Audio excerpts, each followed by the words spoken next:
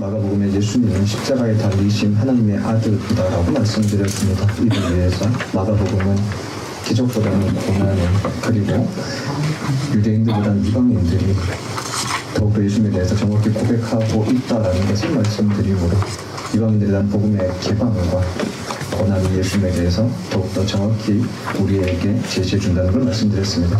하나님의 아들 예수님을 따라 사는 사람을 제자라고 한다고 말씀드렸습니다. 마가복음의 제자론의 핵심은 자기의 십자가를 지고 예수님을 따르는 사람입니다. 그 사람은 하나님의 나라를 경험했기 때문에 어떠한 대가를 지불하고서라도 하나님의 나라를 소유하고자 하는 사람이며, 지난주에 말씀드렸던 것처럼 그 사람은 그 마지막 날에서 오늘을 보는 사람입니다. 이러한 삶을 학문에서는 종말론적인 삶이라고 하고, 구체적으로는 깨어있는 삶, 오늘의 삶의 일상의 자리에서 믿음으로 신실하게 하루의 삶을 살아가는 삶이라고 말씀드렸습니다. 오늘은 제자로 그리스도를 따르는 사람보다 조금 더 넓은 범위에서 인간에 대해서 말씀을 나누어 보려고 합니다. 이 그리스어로 그노티 세 아우톤이라는 말이 있습니다. 우리에게는 너 자신을 알라 라는 말로 잘 알려져 있습니다. 소크라테스의 말로 우리가 알려져 있지만 원래 이 말은 그리스의 델포이 신전 기둥에 새겨져 있던 말입니다. 이 말을 소크라테스가 전했고 이후로 우리는 이 말을 마치 소크라테스의 말처럼 이해하고 또 사용하고 있습니다.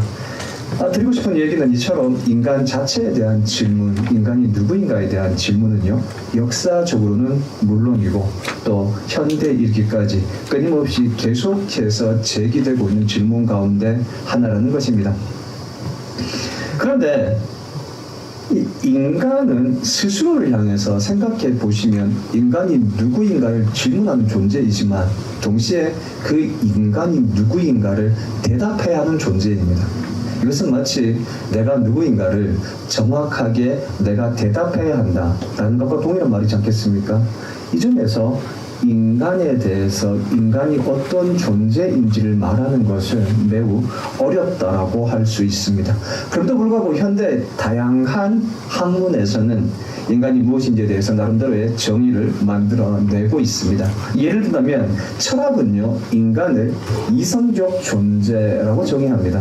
이성이란 인간이 인식하는 모든 개념들을 분석하고 비판하고 정리하는 이 사고 능력을 의미합니다. 동시에 윤리적 의무도 포함하고 있습니다. 그러나 이러한 철학적 이해는 지나치게 관념적이거나 추상적이라는 단점이 있어서 현실에 대한 이해를 정확히 해주지 못하고 있다는 단점도 있습니다. 장과학에서는요, 인간을 되게 생물학적이면서도 유전적이고 또 기본적으로 진화론적인 이해 안에서 인간을 이해합니다. 이러한 장과학적 이해는 물론 인간에 대해서 매우 중요한 지식들을 제공해 주었습니다. 그러나 생각해 보시면 인간은 물질적인 것 혹은 유전적인 것 그 이상의 존재입니다. 그래서 그런지 근간의 심리학자들, 특별히 프로이드를 필두로 해서 이러한 사람들이 인간을 조금 다르게 이해합니다. 인간을 무의식이라고 하는 이들, 그 다음에 자아, 초자아로 구분하여 이해했습니다.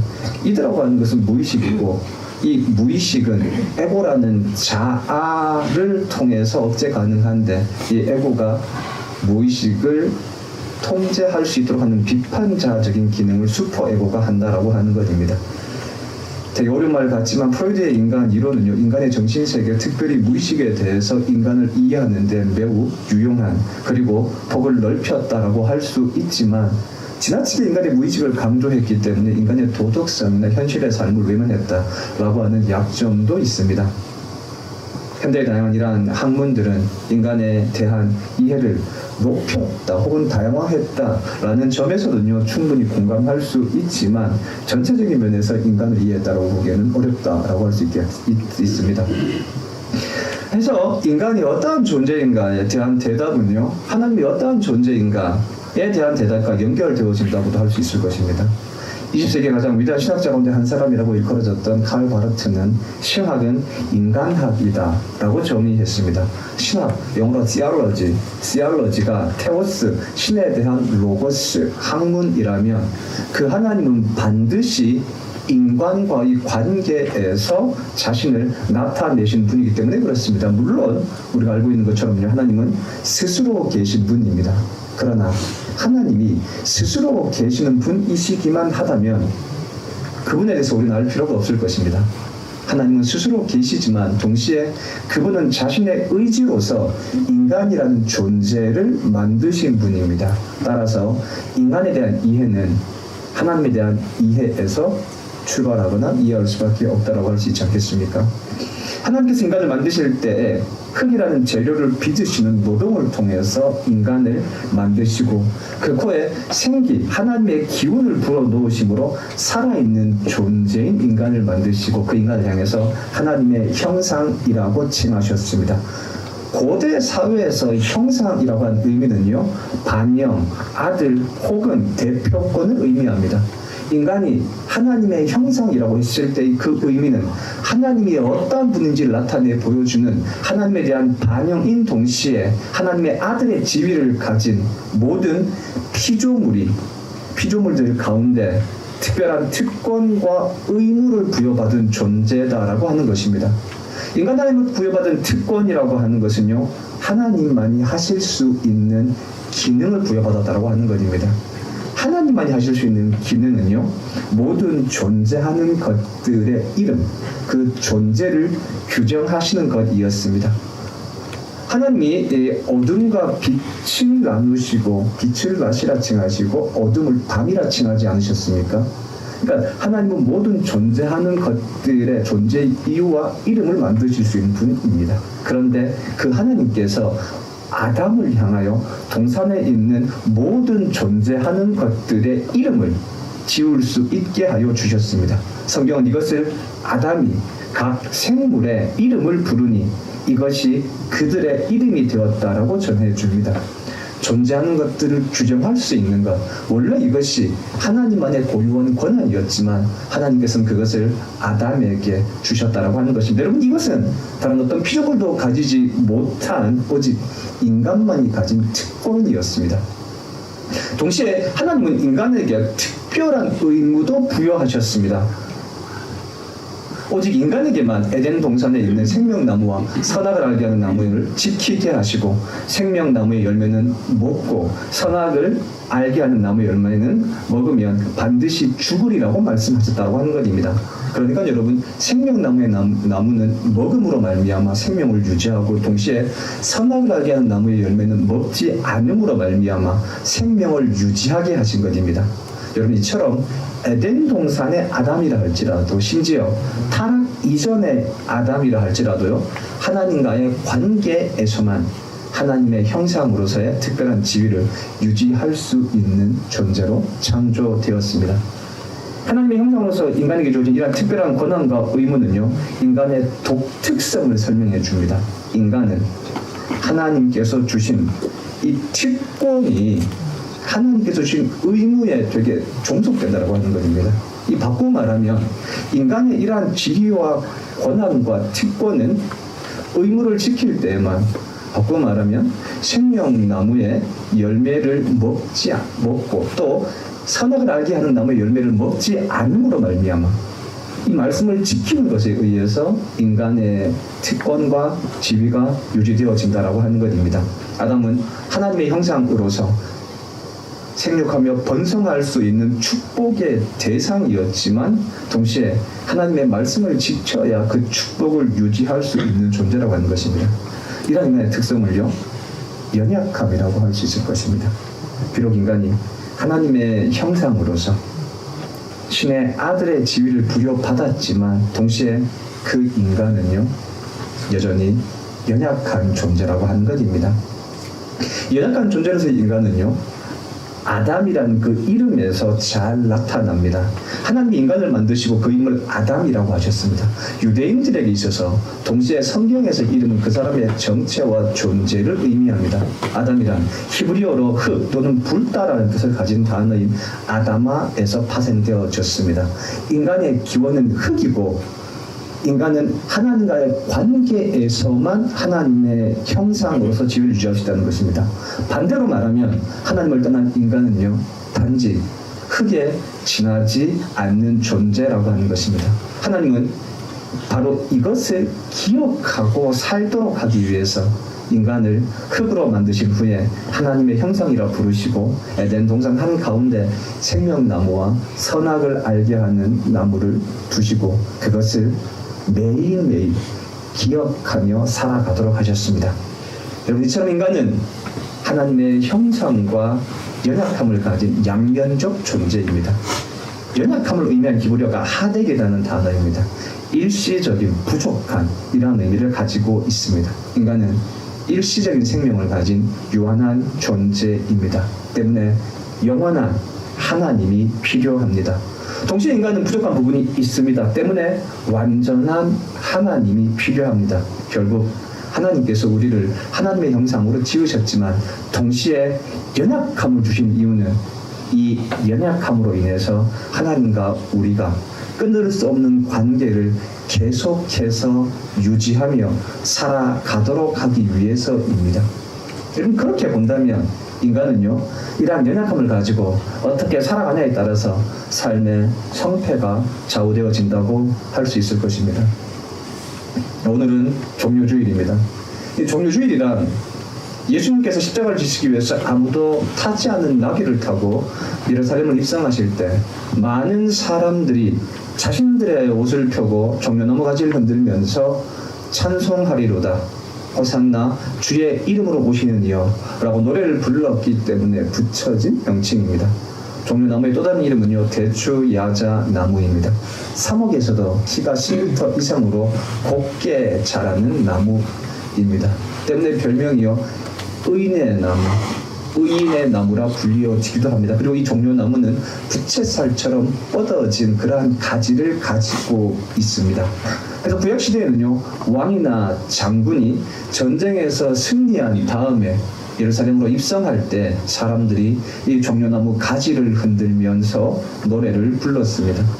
이렇게 본다면 사람들이 예수님을 향해서 종려나무 가지를 흔들고 호산나로 노래를 불렀다라고 하는 것은 예수님이 다윗과 같이 유대 왕국을 회복해 주실 수 있는 정치적인 메시아다라는 것에 대한 기대와 인정이 담겨져 있는 그러한 이해라고 할 수 있을 것입니다.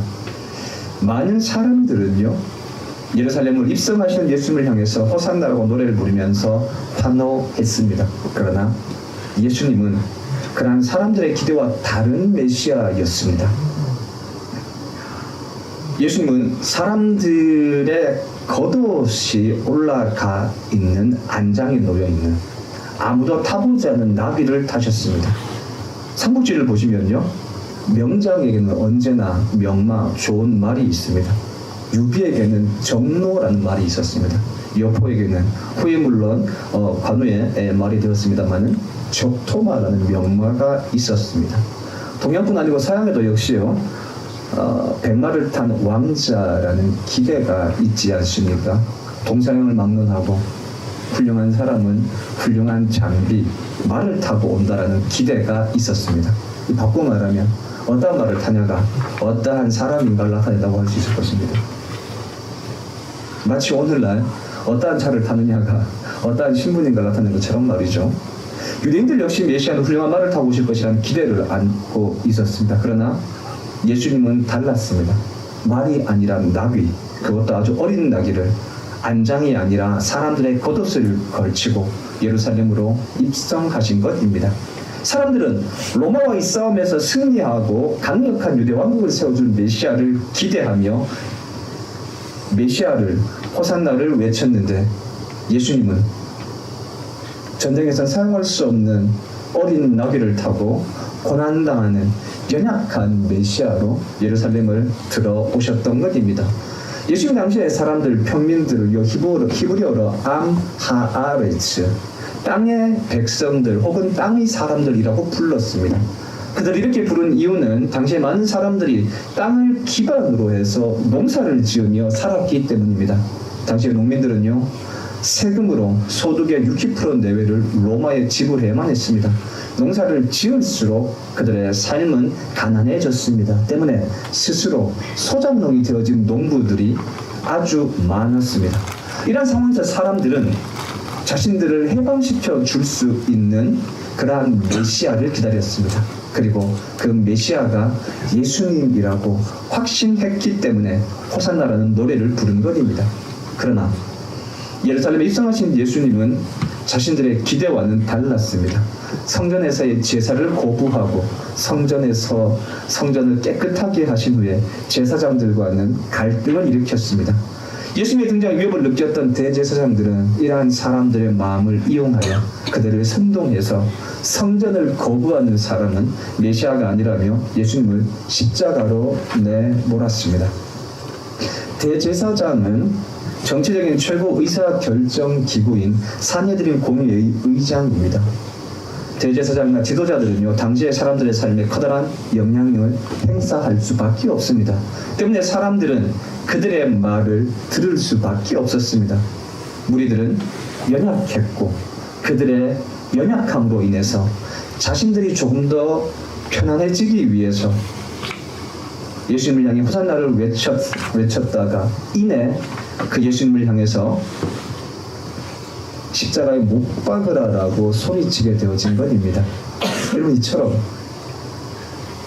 사람들의 연약함, 인간들의 연약함은요, 때때로 죄의 원인이 되어지기도 합니다.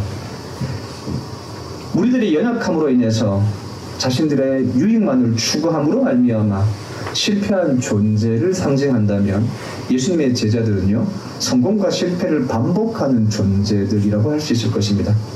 예수님은 십자가를 앞두시고 베드로와 요한 그리고 야고보와 함께 기도하기 위해서 겟세마네 동산으로 가셨습니다. 그리고 그곳에서 예수님은 제자들을 향해서 내 마음이 심히 고민하여 죽게 되었으니 너희는 여기서 머물러 깨어있으라라고 말씀하신 다음에 기도하러 가셨습니다. 그러나 제자들은 피곤을 이기지 못하고 졸고 있었습니다.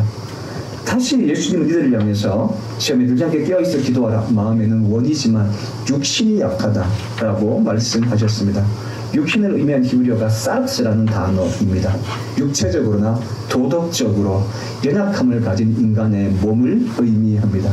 제자들은 지금 가이사랴 빌립보에서 예루살렘까지 100km 이상의 거리를, 더군다나 해발 900m 정도에 위치하고 있는 예루살렘을 향하여 도보로 이동해 왔습니다. 예루살렘에 들어와서는 예수님을 향하여 호산나라고 외치는 수없이 많은 사람들과 마주했습니다. 동시에 예수님을 죽이고자 하는 수없이 많은 적대자들과도 상대해야만 했습니다. 긴 여행과 많은 만남은 제자들을 피곤함으로 몰아넣었습니다. 그들은 피곤할 수밖에 없었습니다. 이처럼 제자들 역시 육체적인 연약함으로 인해서 예수님의 말씀을 지키는데 실패하기도 했습니다. 여러분, 그러나 다른 한편으로는요, 제자들은 그들의 연약함으로 인해서 하나님의 뜻을 따르는 것에 성공한 존재들이기도 합니다. 제자들은 그들의 모든 것을 버리고 예수님의 말씀을 따라서 제자가 된 사람들입니다. 오늘 등장하는 베드로는요, 어부로서 누가복음에 의하면 배를 가지고 있는 선주였습니다. 그러나 사람을 낳는 어부가 되게 해주겠다는 예수님의 말씀을 따라서 모든 것을 버려두고, 배를 버려두고 예수님을 따랐습니다. 베드로는 예수님을 그리스도시며 살아계시는 하나님의 아들이라고 정확히 고백했습니다. 그러나 메시아의 개념을 오해하여서 예수님과 언쟁을 벌이기도 했습니다. 주님과 함께 죽겠다고 소리쳤지만 막상 십자가 앞에서는 도망치기도 했습니다. 여러분, 이처럼 이렇게 본다면 제자들 역시 연약한 존재들입니다. 그 연약함으로 인해서 때로는 예수님을 따르기도 했고 때로는 예수님을 따르는 것에 실패하기도 했습니다. 제자들은 연약함으로 인해서 성공과 실패를 반복하는 존재들을 상징합니다. 마치 우리들처럼 말입니다. 인간이 연약함을 가진 존재로 창조되었다면 무리들 혹은 사람들이 연약함으로 인해서 자신들의 유익만을 추구하기 위해서 범죄하는 인간을 상징했다면 제자들은 연약함으로 인해서 말씀드렸듯 성공과 실패를 반복하는 혹은 모두를 경험하는 존재를 상징한다면요, 예수님은 연약함에도 불구하고 하나님의 말씀을 따르는 모범을 보여주십니다. 예수님 역시 십자가라는 고난 앞에서 연약한 모습을 보이셨습니다. 예수님은 십자가를 앞두고 제자들을 향해서 내 마음이 심히 고민하여 죽게 되었으니 너희는 여기 머물러 깨어있으라 라고 말씀하셨습니다. 심히 고민하다라는 뜻의 헬라어 페르리포스라는 단어는요, 겟세마네 동산을 배경으로 하고 있는 마태복음과 마가복음에만 사용되어진 단어입니다. 이 단어는 겟세마네 기도의 심각성을 우리에게 잘 보여주고 있습니다. 예수님 역시 연약함을 가진 존재라고 하는 것입니다. 참인간의 표본으로서 예수님은 우리와 동일하게 연약함을 가지고 계심에도 불구하고 무리들이나 제자들처럼 실패하지 않으셨습니다. 오히려 예수님은 당신의 연약함을 느끼는 만큼 그 연약함의 크기만큼 간절하게 하나님께 기도함으로 하나님을 의지했습니다. 본문은 그러한 예수님의 모습을요, 땅에 엎드려 기도했다라고 기록해 주고 있습니다. 누가는 예수님께서 힘쓰고 더욱 애써 기도하셔서 땀이 땅에 떨어지는 핏방울 같이 되었다라고 전해 줍니다. 예수님 역시 연약했지만 연약함의 크기만큼, 아니 연약함을 넘어서는 크기만큼 하나님을 의지함으로 말미암아 그 연약함을 하나님의 말씀을 따라 살아가는 동력으로 만들었다라고 하는 것입니다. 여러분, 인간은요, 본질적으로 연약한 존재로 창조되어졌습니다. 연약함이란 악이나 나쁜 것이 아닙니다. 오히려 연약함은요, 가치 중립적인 것입니다.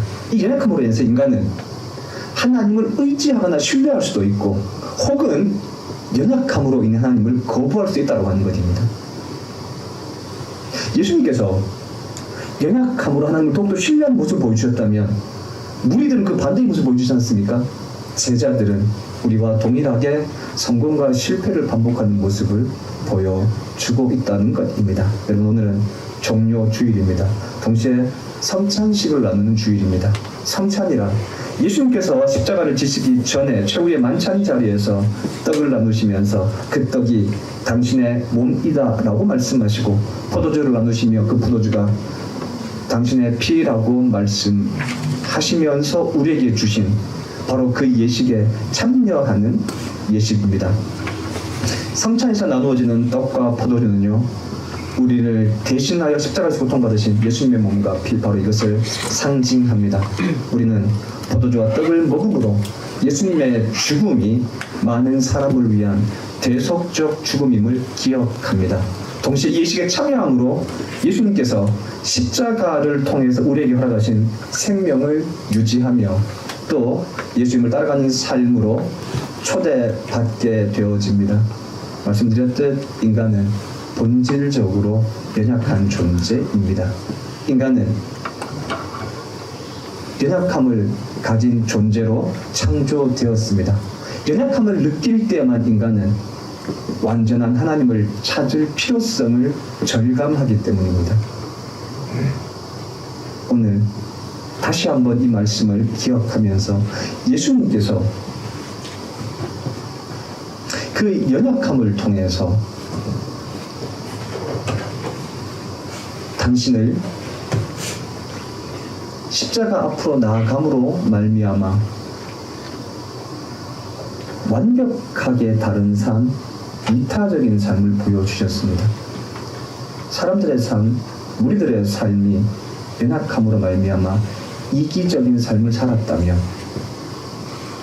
제자들의 삶이 다소간 기회주의적인 삶을 살았다면, 예수님께서는 완벽하게 이타적인 삶을 사셨습니다. 그 이타적인 삶의 결정체가 세상의 대속물로서의 십자가의 죽으심이고, 이 십자가의 죽으심, 바로 전날에 당신의 몸과 피를 우리에게 주시는 성찬의 예식을 행하셨습니다. 여러분, 이 점에서 성찬에 참여한다라고 하는 것은 예수님께서 당신의 연약함을 극복하시고 이타적인 삶을 살아가신 것으로의 그 길로 우리를 초대하시는 것이라고 할 수 있습니다. 성찬의 떡과 잔을 나눔으로 타자를 위한 삶을 사시고 우리를 그 삶으로 초대하시는 예수님을 기억하고 그 십자가의 길을 따를 수 있는 그 결단이 되어질 수 있는 성찬이 되어지기를 바랍니다. 마음이 상한 자를 이 찬양과 함께 결단의 기도를 드리도록 하겠습니다.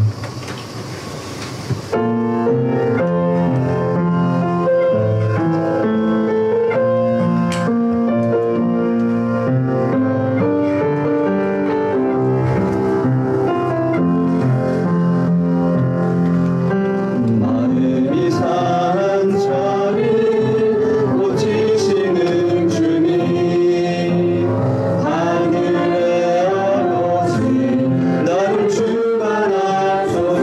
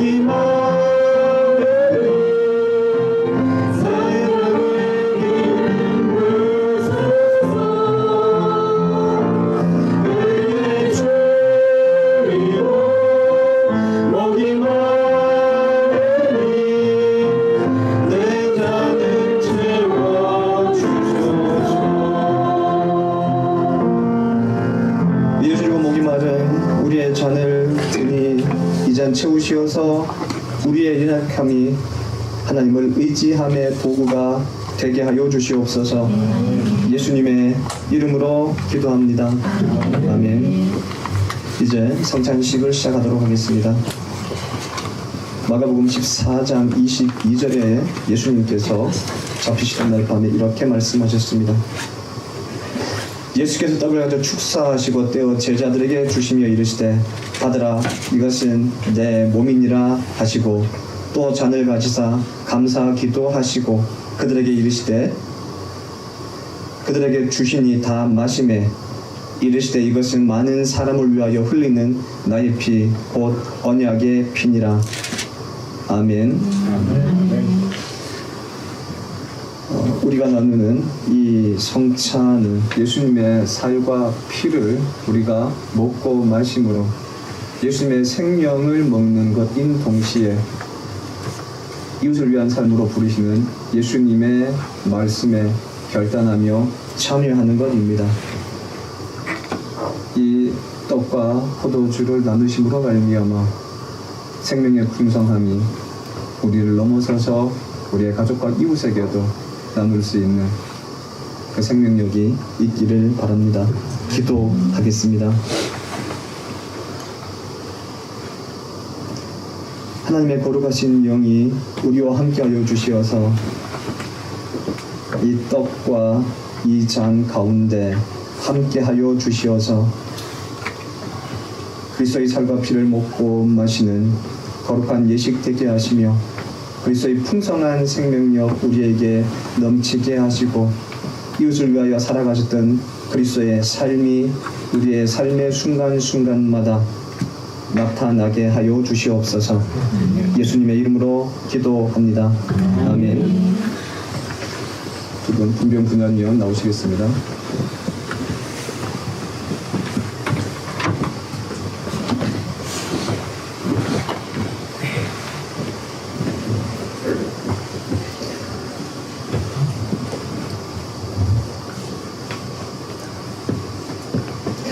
성찬은 세례를 받으신 또 우리 교단은 유아 세례를 받으신 분도 참여하실 수 있습니다.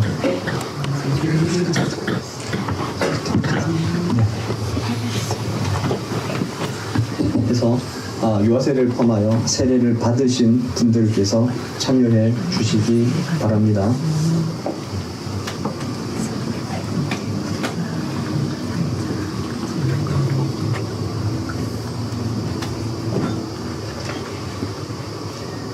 주님께서 잡히시던 날 밤이었습니다. 예수님은 제자들과 함께 유월절 식사를 하셨습니다. 그때 떡을 들어 축복의 기도를 하시면서 이것은 너희를 위하여 상하고 찢긴 나의 몸이다.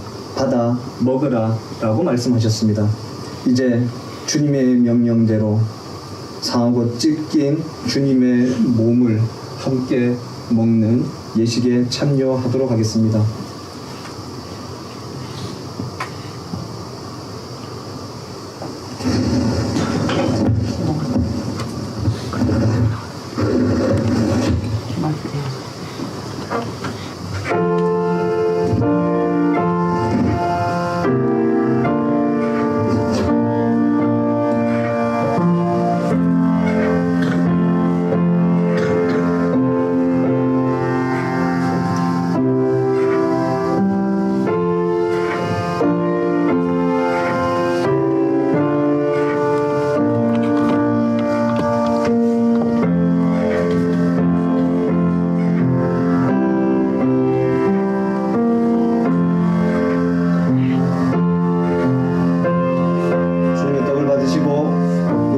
상하신 주님을 우리의 삶에 깊이 생각하는 시간을 가지겠습니다. 그리고 진심으로 감사의 기도를 하는 시간을 갖도록 하겠습니다.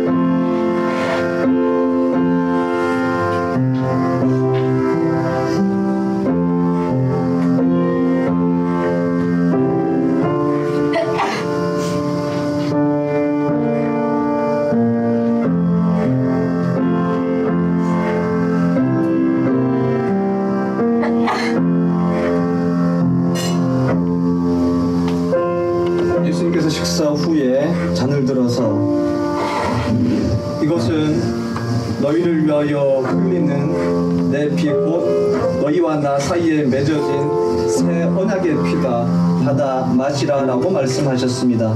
이제 주님의 명령을 따라서 이 잔을 받아 마시는 예식을 행하겠습니다.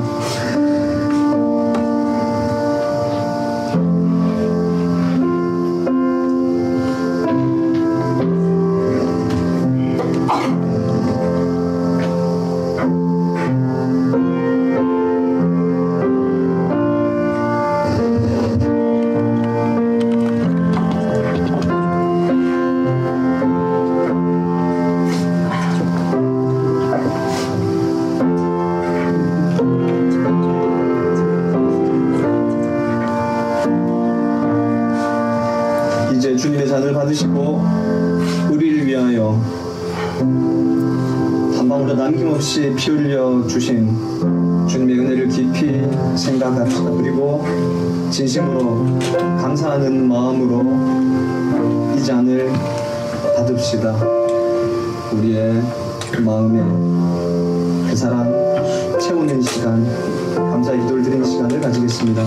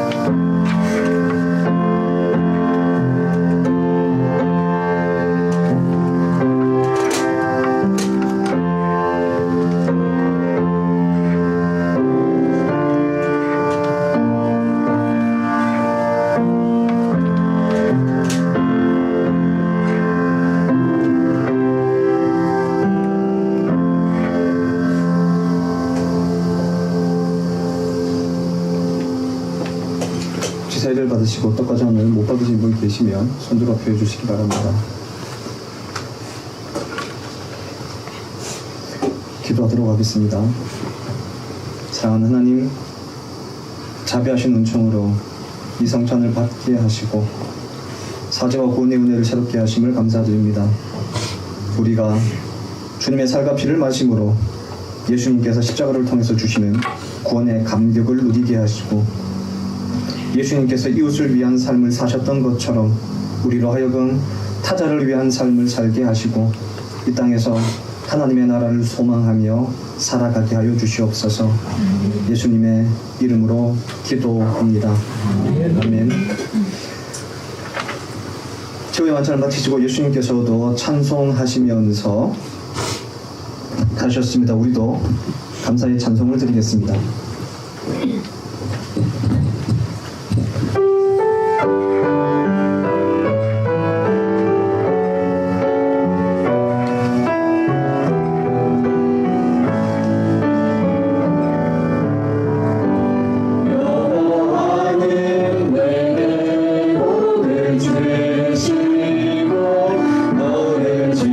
지키시길 원하며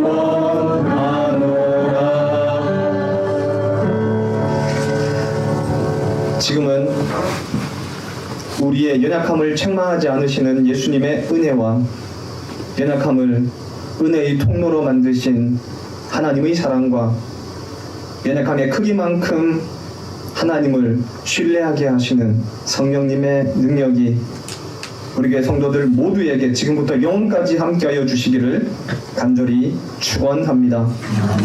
아멘.